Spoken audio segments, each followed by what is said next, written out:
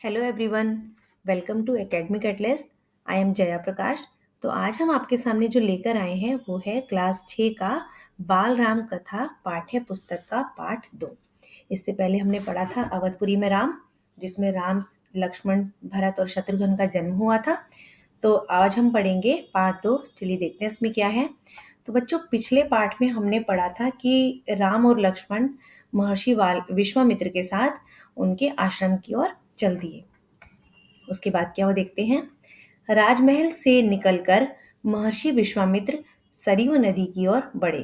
अब जब वो राजमहल से महर्षि विश्वामित्र राम और लक्ष्मण को लेकर चले तो वो सरयू नदी की ओर चल दिए। दोनों राजकुमार साथ थे, उन्हें नदी पार करनी थी। दोनों राजकुमार कौन थे? राम और लक्ष्मण। आश्रम पहुंचने के लिए अब वो जो सरयू नदी रास्ते में पड़ी थी ना, ये तो यहाँ पर था, ये अयोध्या नगरी थी और यहाँ आश्रम था। तो आश्रम में जाने के लिए उन्हें ये नदी पार करनी थी। आश्रम पहुंचने के लिए विश्वामित्र ने अयोध्या के निकट नदी पार नहीं की। मतलब वो चाहते तो इधर से भी नदी पार कर सकते थे, पर उन्होंने नहीं की। दूर तक सरयू के किनारे किनारे चलते रहे और वो उस नदी के ना किनारे किनारे उसी साइड चलते रहे जिस साइड पर अयोध्या नगरी थी। ठीक है, तो फिर क्या हुआ देखते हैं। नदी के घुमाव के साथ साथ राजमहल पीछे छूट गया। अब जब वो नदी के किनारे किनारे किनारे आगे चलते गए तो राजमहल अब पीछे छूट चुका था। उसकी आखिरी बस्ती भी निकल गई थी। मतलब अब राजमहल इतना पीछे छूट गया था कि राजमहल में जो सब चीजें थी वो तो उनकी आंखों से ओझल हो ही गई थी, लेकिन राज्य की आखिरी जो बस्ती थी वो भी अब छूट गई थी।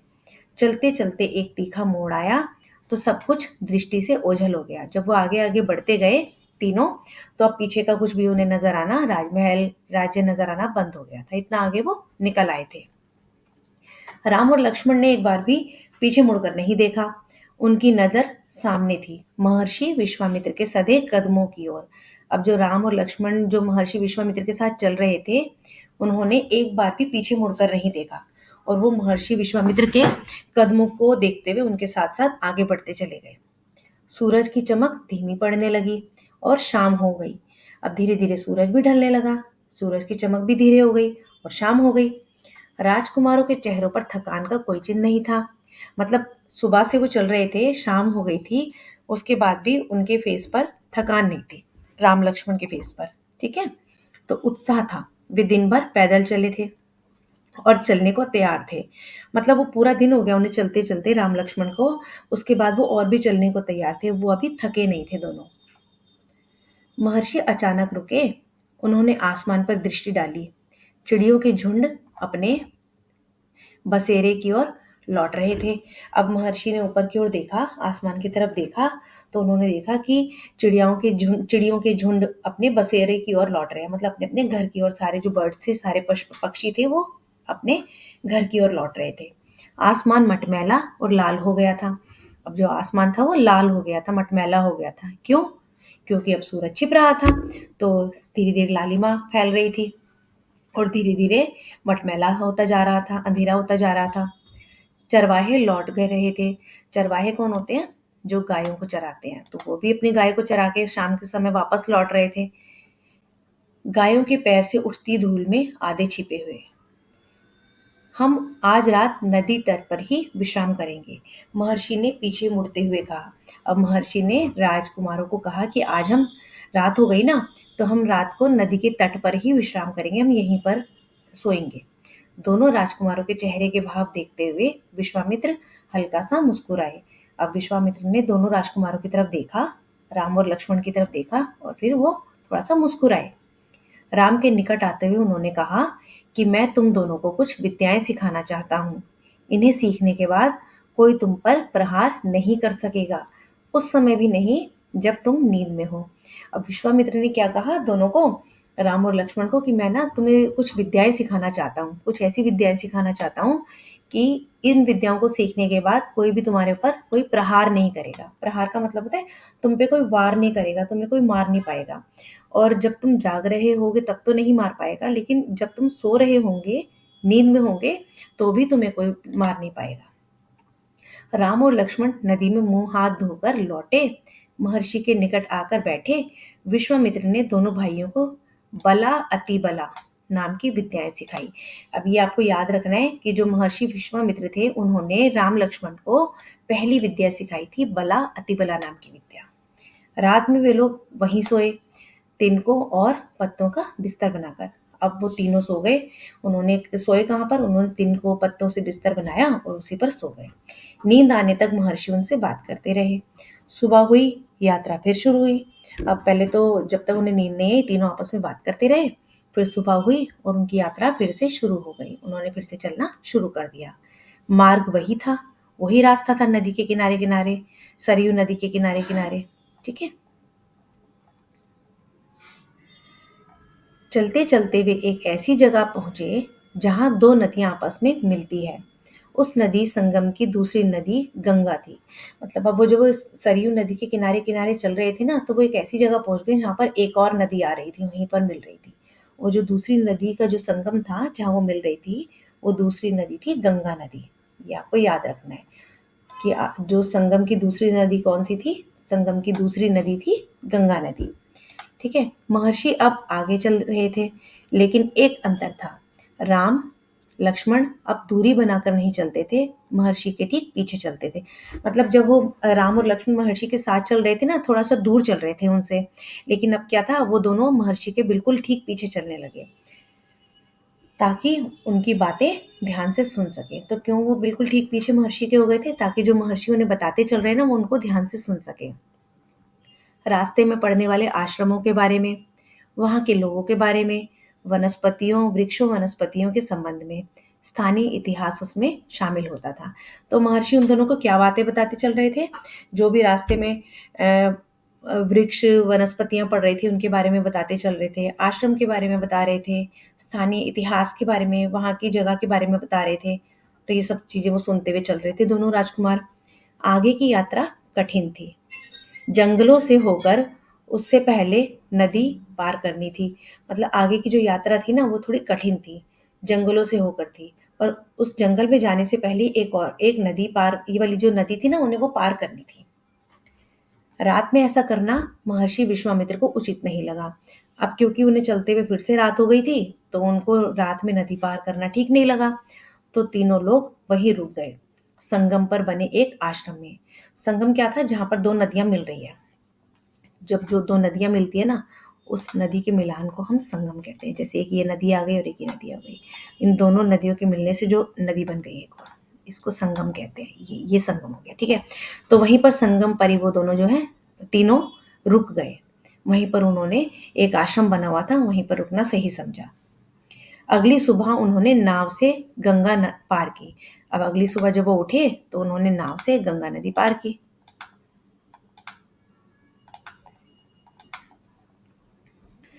नदी पार जंगल था। जब नदी उन्होंने पार की तो वहां पर क्या आ गया? जंगल आ गया, घना और दुर्गम। मतलब जो जंगल था ना, वो बहुत ही घना था और दुर्गम यानी बहुत ही कठिन भी था, डरावना भी था। सूरज की किरणें धरती तक नहीं पहुंचती थी, इतना घना। वह डरावना भी था। इतना घना जंगल था, वहाँ इतने पेड़ थे कि वहां पर सूरज की रोशनी भी जो है वो नीचे नहीं पहुंचती थी, और वो बहुत डरावना भी था। हर ओर से झींगुरों की आवाज, जानवरों की दहाड़ और कर्कश ध्वनियां, ये सब सुनाई दे रही थी। ठीक है। तो जानवरों की दहाड़, कर्कश ध्वनियां। राम और लक्ष्मण को आश्वस्त करते हुए महर्षि ने कहा, ये जानवर और वनस्पतियां जंगल की शोभा है, इनसे कोई डर नहीं है। असली खतरा राक्षसी ताड़का से है, वह यही रहती है। तुम्हें वह खतरा हमेशा के लिए मिटा देना है।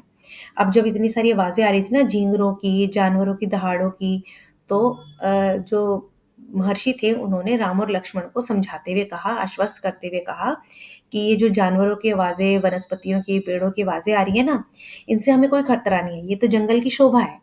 लेकिन असली खतरा जो है हमें इस जंगल में, वो राक्षसी का है। इस जंगल में एक राक्षसी रहती है जिसका नाम है ताड़का, और वो यहीं रहती है। और उस खतरे को, यानी उस राक्षसी को तुम्हें हमेशा के लिए मिटाना है। ऐसा महर्षि ने राम और लक्ष्मण से कहा। ताड़का के डर से कोई उस वन में नहीं आता था। जो भी आता, ताड़का उसे मार डालती।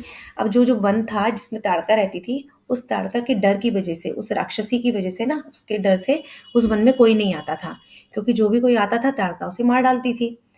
अचानक आक्रमण कर देती। उसका डर इतना था कि उस सुंदर वन का नाम ताड़का वन पड़ गया। मतलब अब उस वन में जो ताड़का रहती थी उसका इतना भयानक डर था, वो इतनी भयानक थी कि उस वन का नाम ही ताड़का पड़ गया था। और वो वन वैसे बहुत सुंदर था। राम ने महर्षि की आज्ञा मान ली, धनुष पर प्रत्यंचा चढ़ाई और उसे एक बार खींचकर छोड़ा। अब राम ने मान लिया, महर्षि ने कहा ना कि उसका अंत तो तुम्हें ही करना है। तो राम ने तुरंत उनकी बात मानी, आज्ञा मानी और धनुष पर प्रत्यंचा चढ़ाई और उसे एक बार खींचकर छोड़ा। प्रत्यंचा क्या होती है? ये जो धनुष होता है ना, कैसा बन गया ये ये जो धनुष होता है ना, धनुष, इसके ऊपर एक डोरी बंधी रहती है, इसको कहते हैं प्रत्यंचा। ये डोरी बंधी रहती है यहाँ से, इस तरह से। तो जब राम ने जो प्रत्यंचा चढ़ाई और उसको खींच कर ऐसे छोड़ा, तो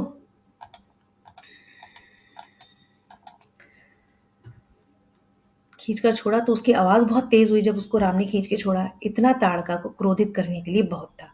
अब जैसे ही वो भयानक आवाज़ आई, टंकार सुनते ही क्रोध से बिलबिलाई ताड़का गरजती हुई राम की ओर दौड़ी आई। अब जैसे ही राम ने उस प्रत्यंचा को चढ़ाया और उसको खींच के छोड़ दिया, खाली छोड़ दिया उसको, तो उसकी जो आवाज़ आई ना, उससे ताड़का को बहुत गुस्सा आ गया, क्रोध आ गया और वो क्रोध से गरजती हुई राम की ओर दौड़ी आई। दो बालकों को देखकर उसका क्रोध और बढ़ गया।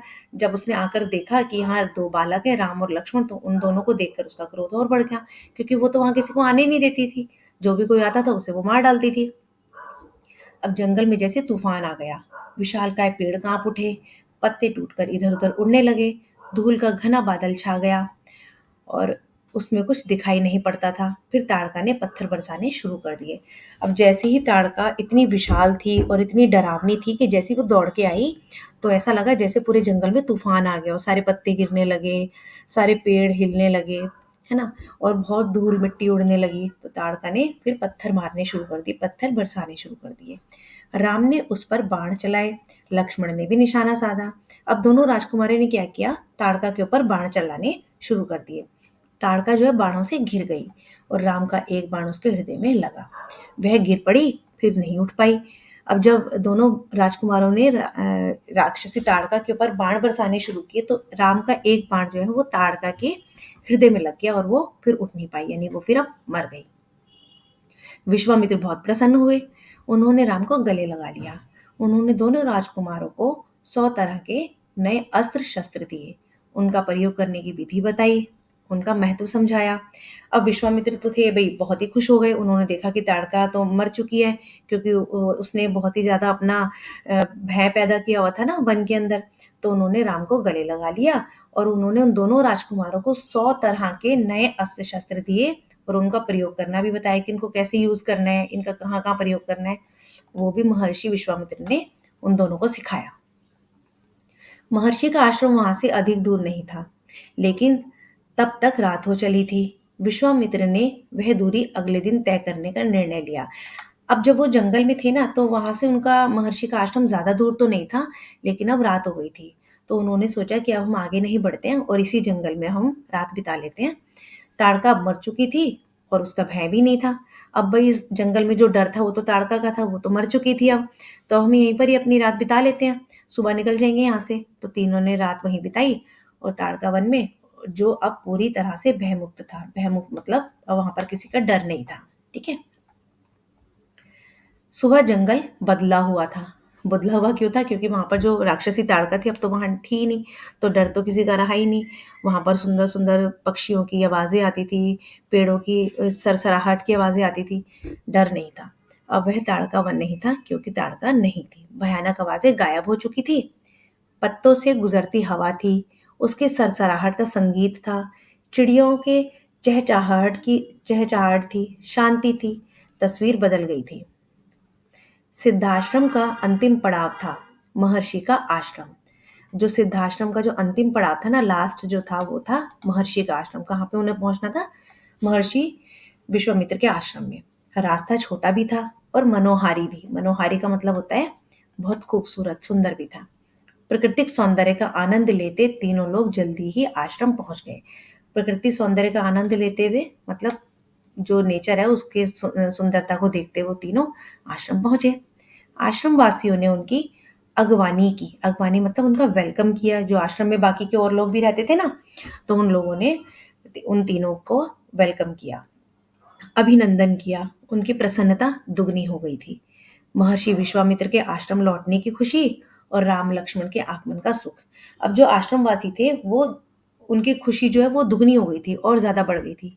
एक तो विश्वामित्र वापस आ गए थे आश्रम में, और उनके साथ दोनों राजकुमार भी आए थे। ये देख करके विश्वामित्र यज्ञ की तैयारियों में लग गए। जो उनका यज्ञ चल रहा था ना, अभी बाकी था, तो वो उसकी तैयारी में लग गए। अनुष्ठान प्रारंभ हुआ। आश्रम की रक्षा की जिम्मेदारी राम लक्ष्मण को सौंपकर महर्षि आश्वस्त थे। अब मतलब वो निश्चिंत हो गए थे, बेफिक्र हो गए थे कि अब मैंने पूरे आश्रम की जो जिम्मेदारियां है ना, वो मैंने राम और लक्ष्मण को सौंप दी। अनुष्ठान अपने अंतिम चरण में था, पूरा होने वाला था, और कुछ ही दिनों में, मतलब अपने अंतिम चरण में था, मतलब जो उनका अनुष्ठान था ना, जो उनका यज्ञ चल रहा था, अब वो कंप्लीट होने वाला था, पूरा होने वाला था। 5 दिन तक सब ठीक ठाक चलता रहा, शांति से, निर्विघ्न। मतलब 5 दिन तक तो यज्ञ अच्छे से चलता रहा, निर्विघ्न मतलब किसी ने उसमें बाधा नहीं डाली, बिना विघ्न के। लगता था कि राजकुमारों की उपस्थिति ने ही राक्षसों को भगा दिया हो। तो ऐसा लग रहा था, 5 दिन से जो इतने आराम से यज्ञ चल रहा था, लग रहा था जैसे राजकुमार के आने से ना राक्षस खुद ही भाग गए हों। राम और लक्ष्मण ने यज्ञ पूरा होने तक न सोने का निर्णय किया। अब राम और लक्ष्मण ने, क्योंकि उनके पास आश्रम की जिम्मेदारी थी, तो उन्होंने सोचा कि अब हम जब तक यज्ञ पूरा नहीं होगा हम सोएंगे नहीं। वे लगातार जागते रहे, चौकस रहे। चौकस मतलब बिल्कुल चौकन्ने रहे कि कहीं कुछ होना नहीं चाहिए, गड़बड़ नहीं होनी चाहिए, मतलब है ना। कमर में तलवार, पीठ पर तुणीर, हाथ में धनुष, प्रत्यंचा चढ़ी हुई, हर स्थिति के लिए तैयार। अब वो क्या, पूरी अपनी तैयारी के साथ, भाई दोनों के दोनों राजकुमार तो तैयार थे लड़ने के लिए कि कोई राक्षस आए तो हम उन्हें मार डालेंगे। अनुष्ठान का अंतिम दिन, मतलब अब आखिरी दिन था, जिस दिन यज्ञ कंप्लीट होने वाला था, पूरा होने वाला था ना, तो उसका अंतिम दिन आ गया। अचानक भयानक आवाजों से आसमान भर गया। अब इतने दिन से तो ठीक ठाक चलता रहा सब कुछ, लेकिन जब अनुष्ठान का आखिरी दिन था, अंतिम दिन था, अचानक आवाजें आने लगी, भयानक भयानक आसमान से। सुबाहु और मारीच ने राक्षसों के दल बल के साथ आश्रम पर धावा बोल दिया। अब क्या हुआ कि दो राक्षस, सुबाहु और मारीच, आ गए, और आए भी अकेले नहीं थे, वो राक्षसों की पूरी सेना को लेकर आए, पूरे दल बल को लेकर आए अपने साथ ना, और भी बहुत सारे राक्षस को ले आए। उन्होंने आश्रम पर धावा बोल दिया। मारीच क्रोधित था। अब जो इन दोनों में, ये दोनों ना भाई थे राक्षस, सुबाहु और मारीच। इनमें से जो मारीच था वो बहुत ज्यादा गुस्से में था, बहुत क्रोधित था। क्यों क्रोधित था? यज्ञ के अलावा भी इस बात से कि राम लक्ष्मण ने उनकी उसकी माँ को मारा था, ताड़का को। मतलब वो इसलिए क्रोधित था, एक तो वो यज्ञ से ही क्रोधित था कि यज्ञ यहाँ क्यों हो रहा है, मैं यज्ञ को नहीं होने दूंगा। और दूसरा, राम और लक्ष्मण ने ताड़का को मारा था। और ताड़का कौन थी? ताड़का थी मारीच और सुबाहु की माँ। यानी कि ताड़का के दो बेटे थे, सुबाहु और मारीच। तो इस वजह से भी वो बहुत ज्यादा गुस्से में था, बहुत क्रोधित था कि मेरी माँ को राम और लक्ष्मण ने मार दिया। राम ने राक्षसों का हमला होते ही कार्रवाई शुरू की। अब जैसे ही राक्षसों ने हमला शुरू किया, राम ने भी कार्रवाई शुरू कर दी। उसने भी अपना धनुष बाण उठा लिया और मारीच को निशाना बनाया, यानी सीधा मारीच को मारा। मारीच बाण लगते ही मूर्छित हो गया, बाण के वेग से बहुत दूर जाकर गिरा, समुद्र के किनारे। अब जैसे ही राम ने मारीच को बाण मारा, वो मूर्छित हो गया। मूर्छित मतलब वो बेहोश हो गया और बहुत दूर जाके गिरा, समुद्र के किनारे। वह मरा नहीं। जब होश आया तो उठकर दक्षिण दिशा की ओर भाग गया। अब जो मारिच था ना, वो राम के बाण से मरा तो नहीं था, सिर्फ बेहोश हुआ था। और जैसे ही उसको होश आया, वो उठ के दक्षिण दिशा की ओर भाग गया। राम का दूसरा बाण सुबाहु को लगा। पहला बाण तो मारिच को लगा, जो कि भाग गया था फिर होश आने पर, और दूसरा बाण सुबाहु को लगा, और सुबाहु, उसके प्राण वहीं निकल गए। अब जैसे ही राम का दूसरा बाण सुबाहु को लगा, सुबाहु उसी समय मर गया, उसके प्राण निकल गए। सुबाहु के मरने पर राक्षस सेना में भगदड़ मच गई। अब जैसे जो उनके बाकी की जो राक्षस सेना थी, उन्होंने देखा कि सुबाहु मर गया और मारीच भाग गया, तो वो तो पूरी सेना डर गई और उनमें भगदड़ मच गई। वे चीखते चिल्लाते भागे। कुछ लक्ष्मण के बाणों का शिकार हुए और अन्य जान बचाकर वहां से भाग खड़े हुए।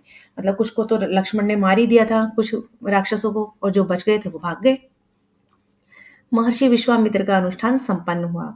अब सारे राक्षस तो चले गए, तो महर्षि विश्वामित्र ने जो अनुष्ठान रखा था, जो यज्ञ रखा था, वो पूरा हुआ, संपन्न हुआ। राम ने महर्षि को प्रणाम करते हुए पूछा, अब हमारे लिए क्या आज्ञा है मुनिवर? मतलब राम ने कहा कि भाई हम सारे राक्षसों को तो हमने भगा ही दिया है, मार ही दिया है, अब हमें क्या करना है, बताइए आगे। तो महर्षि ने राम को गले लगाया, कहा, हम लोग यहाँ से मिथिला जाएंगे। अब महर्षि ने कहा कि अब हम यहाँ से ना कहीं और चलेंगे, मिथिला चलेंगे, महाराजा जनक के यहाँ। जो मिथिला राज्य था, उनके राजा का नाम था जनक, और उनको विदेह राज भी कहा जाता था। ये आपको ना याद रखना है। मिथिला के जो राजा थे वो थे जनक, और उनको विदेह राज भी कहा जाता था। मैं चाहता हूँ कि तुम दोनों मेरे साथ चलो उनके आयोजन में हिस्सा लेने। उन्होंने एक आयोजन रखा हुआ था, तो वो चाहते थे कि राम और लक्ष्मण भी मेरे साथ वहां चले। महाराज के पास एक अद्भुत शिव धनुष है, तुम भी उसे देखो। अब वो राम और लक्ष्मण को इसलिए ले जाना चाहते थे जनक के दरबार में, क्योंकि महाराजा जनक के पास ना एक शिव धनुष था, तो वो बहुत ही अद्भुत था, उसे वो दिखाना चाहते थे राम लक्ष्मण को। राम और लक्ष्मण अगली यात्रा को लेकर उत्साहित थे। अब राम और लक्ष्मण भी बहुत एक्साइटेड थे कि हम भी चलेंगे, नए स्थान देखने और जानने का अवसर भी मिलेगा। सोन नदी पार कर विश्वामित्र मिथिला की सीमा के पास पहुंचे। अब जब मिथिला उन्हें जाना था ना, तो उन्हें कौन सी नदी पार करके जाना था? सोन नदी। ये सब चीजें ना जो मैं आपको बता रही हूँ हाईलाइट करके, ये आपको ना याद रखनी है कि जब वो मिथिला जा रहे थे, तो वहां जाने के लिए उन्होंने कौन सी नदी पार की? सोन नदी। अपने शिष्यों और राजकुमारों के साथ वे गौतम ऋषि के आश्रम से होते हुए नगर में पहुंचे। अब जो महर्षि विश्वामित्र थे, उन्होंने दोनों राजकुमारों को तो अपने साथ लिया ही था, साथ में अपने और शिष्यों को भी लिया, और वे गौतम ऋषि के आश्रम से होते हुए नगर में पहुंच गए, मिथिला नगर में। राजा जनक ने महल से बाहर आकर विश्वामित्र का स्वागत किया। तभी उनकी दृष्टि राजकुमारों पर पड़ी। विदेहराज चकित रह गए, वे स्वयं को रोक नहीं पाए। महर्षि से पूछा, ये सुंदर राजकुमार कौन है? मैं इनके आकर्षण से खिंचता जा रहा हूँ। अब जब राजा जनक ने बाहर आके विश्वामित्र का स्वागत किया, तो उन्होंने क्या देखा? उन दोनों राजकुमारों को देखा, और उन दोनों राजकुमारों को देखकर ना वे बहुत हैरान हो गए, क्योंकि वो दोनों बहुत ही खूबसूरत थे, बहुत सुंदर थे। उनसे रुका नहीं गया राजा जनक से। तो उन्होंने महर्षि से पूछा कि ये दोनों कौन है जिनकी तरफ मैं इतना आकर्षित हो रहा हूँ? अब महर्षि विश्वामित्र ने बताया कि ये राम और लक्ष्मण हैं, महाराज दशरथ के पुत्र। मैं इन्हें अपने साथ लाया हूँ अद्भुत धनुष दिखाने के लिए। फिर महर्षि वाल्मीकि ने उनका इंट्रोडक्शन करवाया कि भाई ये तो राजा दशरथ के पुत्र हैं, और मैं इन्हें यहाँ पर आपके यहाँ लाया हूँ ताकि ये आपका अद्भुत धनुष देख सके, शिव धनुष। विदेहराज ने महर्षि, उनके शिष्यों और राजकुमारों के ठहरने की व्यवस्था की। जो विदेहराज यानी कि राजा जनक थे, उन्होंने उन सबके रहने का इंतजाम किया, उनके रहने का व्यवस्था की एक सुंदर उद्यान में। अगले दिन सभी आमंत्रित लोग, ऋषि मुनि और राजकुमार यज्ञशाला में उपस्थित हुए। अब नेक्स्ट डे, अगले दिन, जितने भी लोग वहां बुलाए गए थे वो सब, और महर्षि विश्वामित्र और राजकुमार सब जो थे वो यज्ञशाला में आए। वहां महर्षि ने फिर शिव धनुष का उल्लेख किया। फिर से विश्वामित्र ने वो वाली बात शुरू की, धनुष के बारे में बात की। महाराज जनक ने अपने अनुचरों को आज्ञा दी कि शिव धनुष को यज्ञशाला में लाया जाए। शिव धनुष सचमुच बहुत विशाल था, मतलब वो बहुत बड़ा था, विशाल मतलब बहुत ही बड़ा था, और लोहे की पेटी में रखा हुआ था। पेटी में पेटी में पहिए लगे हुए थे, 8 पहिए। उसे उठाना लगभग असंभव था। पहियों के सहारे खिसकाकर उसे एक से दूसरी जगह ले जाया जाता था। मतलब कि वो जो शिव धनुष था ना, वो बहुत ही विशाल यानी बड़ा भी था, और साथ में वो बहुत भारी भी था।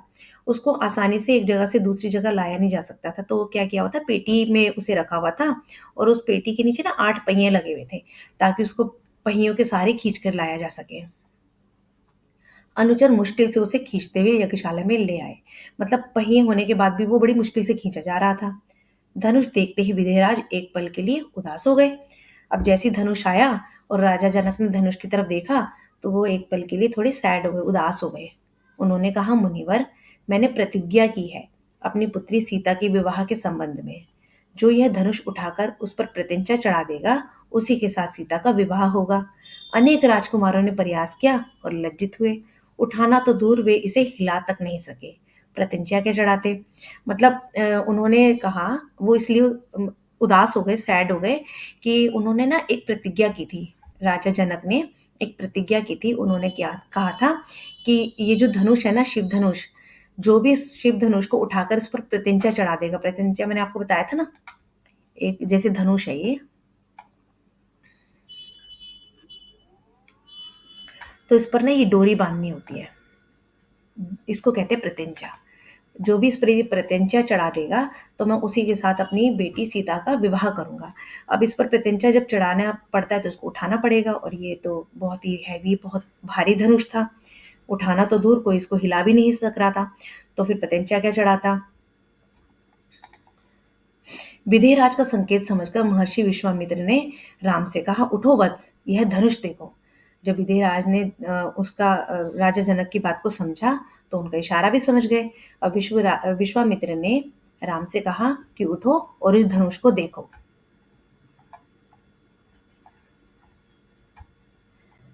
राम ने सिर झुकाकर गुरु की आज्ञा स्वीकार की, आगे बढ़े, पेटी का ढक्कन खोला और राम ने पहले धनुष देखा, फिर महर्षि को।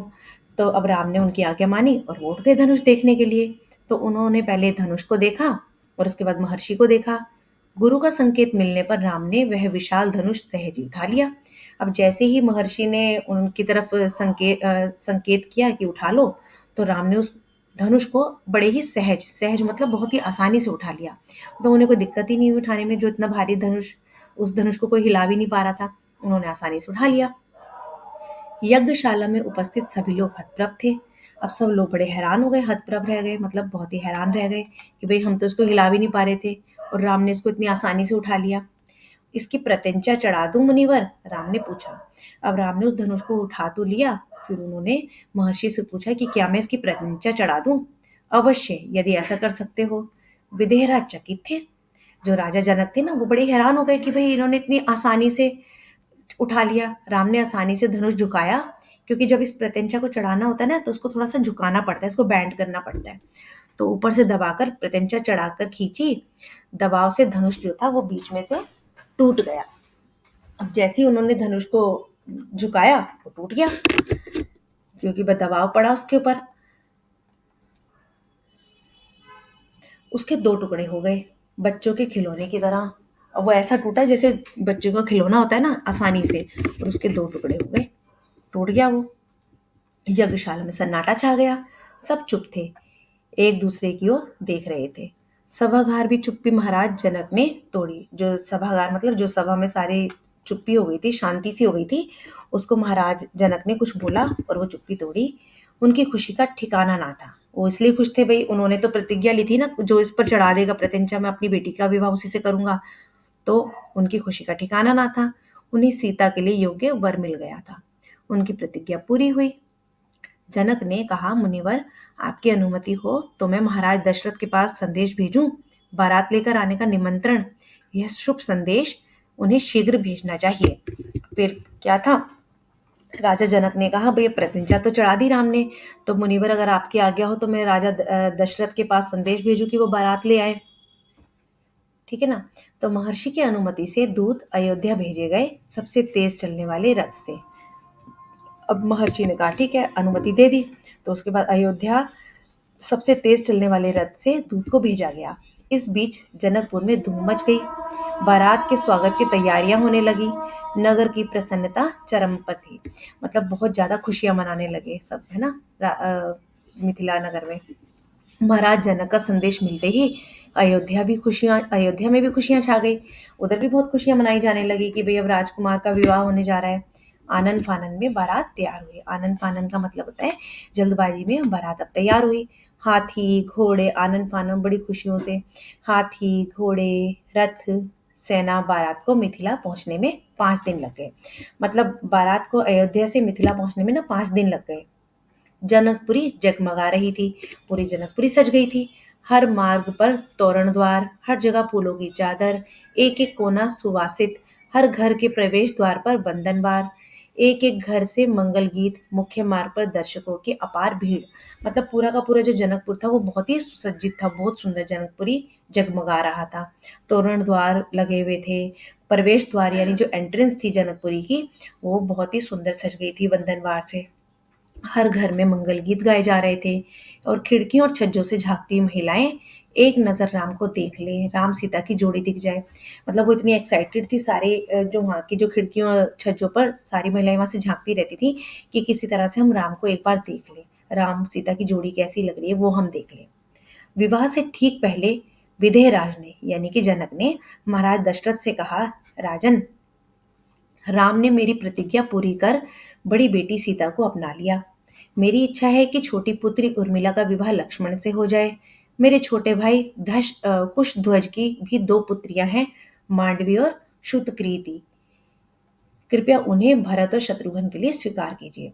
तो मतलब जो राजा दशरथ थे ना, महाराज दशरथ, तो उनसे राजन ने कहा, जनक ने कहा कि मेरी जो बड़ी बेटी है सीता, उनका विवाह तो भाई राम से हो रहा है, और मेरी एक और बेटी भी है, छोटी मेरी पुत्री उर्मिला।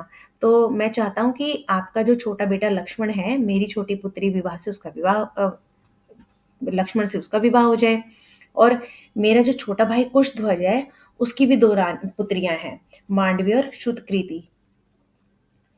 तो उसका उन दोनों का विवाह भी आपके दोनों जो पुत्र हैं छोटे, भरत और शत्रुघ्न, उनसे कर लीजिए। राजा दशरथ ने यह प्रस्ताव मान लिया। ये ना आपको याद रखना पड़ेगा कि राम जी का विवाह हुआ था सीता के साथ, और लक्ष्मण का विवाह हुआ था उर्मिला के साथ। फिर जो राजा जनक के छोटे भाई थे कुशध्वज, उनकी भी दो पुत्रियां थी, मांडवी और श्रुतकीर्ति।